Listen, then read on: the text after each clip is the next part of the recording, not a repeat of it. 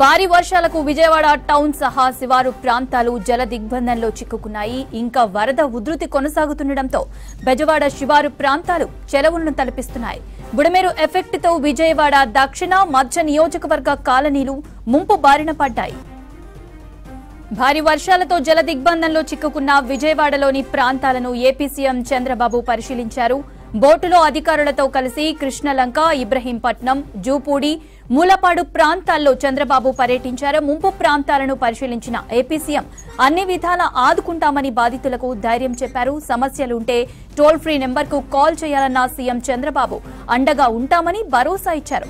ఎప్పటికప్పుడు వరద పరిస్థితులను అంచనా వేయాలని అధికారులను ఆదేశించిన చంద్రబాబు ముంపు ప్రాంతాల్లో నిత్యావసర వస్తువుల సప్లై మరింత పెంచాలన్నారు. అటు కేంద్రం నుంచి వచ్చిన బోట్లతో పునరావాస కేంద్రాలకు ముంపు బాధితులను ఎప్పటికప్పుడు తరలించాలని ఆదేశించారు. భారీ వర్షాలకు విజయవాడ టౌన్ సహా శివారు ప్రాంతాలు జల దిగ్బంధంలో చిక్కుకున్నాయి. ఇంకా వరద ఉధృతి కొనసాగుతుండటంతో బెజవాడ శివారు ప్రాంతాలు చెరువులను తలపిస్తున్నాయి. బుడమేరు ఎఫెక్ట్ తో విజయవాడ దక్షిణ మధ్య నియోజకవర్గ కాలనీలు ముంపు బారిన పడ్డాయి. భారీ వర్షాలతో జల దిగ్బంధంలో చిక్కుకున్న విజయవాడలోని ప్రాంతాలను ఏపీ సీఎం చంద్రబాబు పరిశీలించారు. బోట్లో అధికారులతో కలిసి కృష్ణలంక, ఇబ్రహీంపట్నం, జూపూడి, మూలపాడు ప్రాంతాల్లో చంద్రబాబు పర్యటించారు.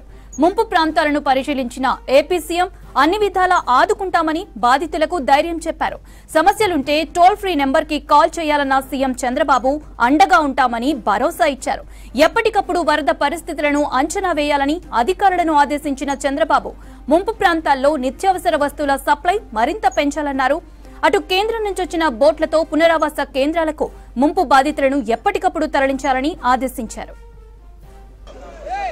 విజయవాడ ఎగువ నుంచి వస్తున్న భారీ వరద ఉధృతిలో ప్రకాశం బ్యారేజీ వద్ద ప్రవాహం డేంజర్ లెవెల్లో కొనసాగుతోంది.